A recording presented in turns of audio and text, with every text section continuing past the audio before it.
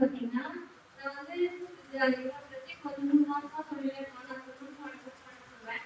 ஆனா எங்களோட ஆண்டி சொல்லுங்க ஆனா அந்த எடுத்த வட்டியே எனக்கு கஷ்டம். ஆனா எடுத்துட்டேன் இங்க வந்து பாத்தீங்கன்னா ஜெபம் பண்ண அந்த நம்ம வந்து ஆனா அந்த நேரத்துல நான் ஏற்று போயிடணும் வந்துட்டு செய்யறாங்க.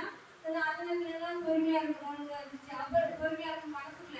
ஆனா என்ன செஞ்சு நீங்க பாத்தீங்கன்னா கண்டிப்பா அவர் சொன்னபடி நம்மளுடைய நடத்தினால நம்மள கத்து வந்து எப்படி தெரிஞ்சிருக்கிறாருன்னா ஏசையா 49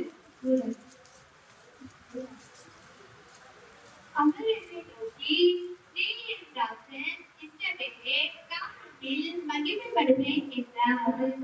46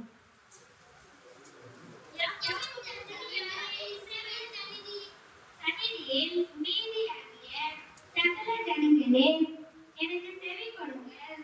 தாயின் வயிற்றில் தோன்றினது முதல் உங்களை ஏற்றி தாயின் கர்ப்பத்தில் உற்பத்தியானது முதல் உங்களை தாங்கினேன். ஆமென். நம்மள வந்து கர்த்தர் தாயின் வயிற்றுல உருவான முதல் தெரிந்து கொண்டார். எதுக்குன்னா நான் பிரபஞ்சம் பாத்தீங்கன்னா இந்த 22 வருஷம் அப்பவும் எனக்கு தோணுச்சு ஆமா நம்மளுடைய கர்த்தர் வந்து நம்மள எதுக்கு தாயின் வயிற்றுல உருவாகும்னே தெரிஞ்சிருந்தாருன்னா நம்ம வந்து அவரை துதிக்க முடியாது, அவரை ஆராதிக்க முடியாது, அவரை குறிக்க முடியாது.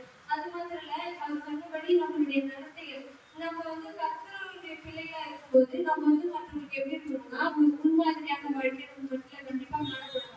எங்க வீட்டுல மட்டும் இல்ல சர்ச்சில் மட்டும் இல்ல நம்ம இருக்கிற எல்லா சூழ்நிலையிலையும் நம்மளுடைய வாழ்க்கை வந்து முன்மாதிரியா இருக்கணும். அதுக்காக தான் கர்த்தர் நம்மளை எதிர்த்து தெரிஞ்சிருக்கிறார் தான் தாயின் வயிற்றுல உருவாகணும்னே அவர் நம்மளை படிச்சுட்டாரு. அப்ப நம்ம வந்து என்ன பண்ணணும்னா அவர் நம்மளை படிச்சதுக்கு நன்றி விசுவாசம் நீங்க பாத்தீங்கன்னா இருக்கிறவங்களுக்கு யாருக்குமே எந்த ஒரு குறையும் இல்லை.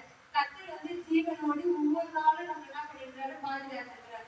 அப்ப நம்ம அவருக்கு என்னத்தை செலுத்தணும் நன்றி உள்ளவர்களாங்கன்னா அவருக்கு நம்ம வந்து நன்றி உள்ள உணர்வோடு நம்மளுடைய நன்மடத்தைகளை வந்து நம்ம மற்றவங்களுக்கு காண்பிக்கணும். அதுதான் வந்து கர்த்தர் நம்மளுக்கு இந்த தாய் பெற்றோர்கள் தெரிஞ்சதுக்கான ஒரு நன்றிகள்.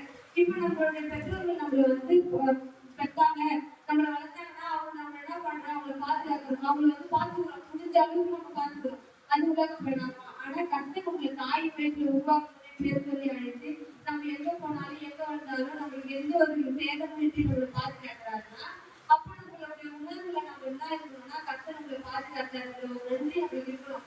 அப்படி இருக்கும்போது நம்ம என்ன பண்ணணும் சாட்சி உள்ள வாழ்க்கை நம்மளுடைய வாழ்க்கை என்ன பண்ணணும் கண்டிப்பா இருக்கணும். சாட்சி உள்ள வாழ்க்கை எப்படின்னா நீ கூட பாருங்க இப்போ சொன்னபடி நம்மளுடைய ஃபர்ஸ்ட் நாங்க சின்னதா இருக்கிறப்போ நாங்க வந்து சர்ச்சில் தான் வளர்ந்தோம். நானும் என் கூட எனக்கு தம்பிலாம் அப்படிதான் இருக்கலாம். அப்படி என்ன சொல்லுவாரு நான் பூ வச்சிருந்தா பூ நான் நிறைய வைக்க மாட்டாங்க ஆக்சுவலா அப்படி வச்சா போனா சொல்லுவாரு நீங்களே வச்சுக்கிட்டீங்கன்னா விசுவாசிங்க வந்து உங்களை நல்லா வச்சுக்குவாங்க. அது நாங்க அந்த காலத்துல கேட்டோம். ஆனா அது உண்மைதான். அப்போ நாங்க நல்லாதான் இருந்தோம். கத்தரிப்பி எங்க ஆசிரியர் வச்சிருக்காரு அவருடைய வார்த்தையை கேட்டு நாங்க இன்னமும் என் சேனல்ல பார்த்தீங்கன்னா நான் சினிமா பாட்டு நான் கூட ஜெபா வச்சிருக்கேன். பாஸ்டிங் இருக்குதா ஆனா அவங்களுக்கு ஒரு சினிமா பாட்டு சேர்க்கறது வச்சிருக்கா. நம்மளுடைய நடத்தை எப்படி வெளிப்படுத்தணும்னா மத்தவங்க பாக்குறப்போ நம்ம வீட்டுக்குள்ள விசுவாசமா இருக்கிறோம். ஆனா அது வந்து மத்தவங்களுக்கு தெரியாது.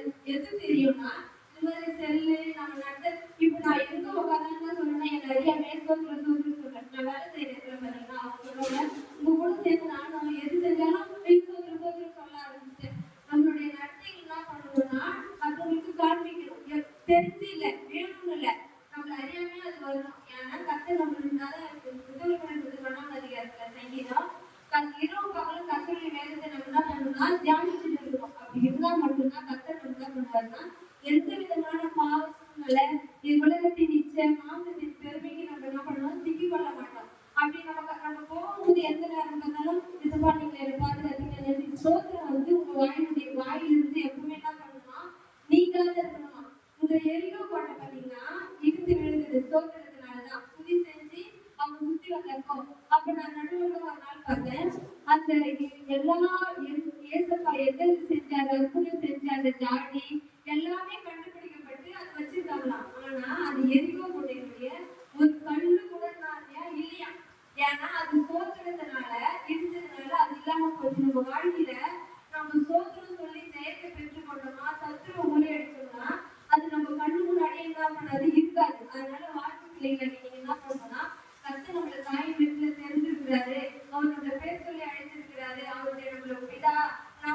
நம்மளுடைய மகன் என்று நம்ம நினைச்சோம்னா நம்ம ஒவ்வொரு நாளும் அவரை சோதரிச்சு நம்மளுடைய வாழ்வு பிரியத்துல நம்மளை சுத்தி வரும், எல்லாமே வரும். ஏன்னா இது பாவமான உலகம் தான்.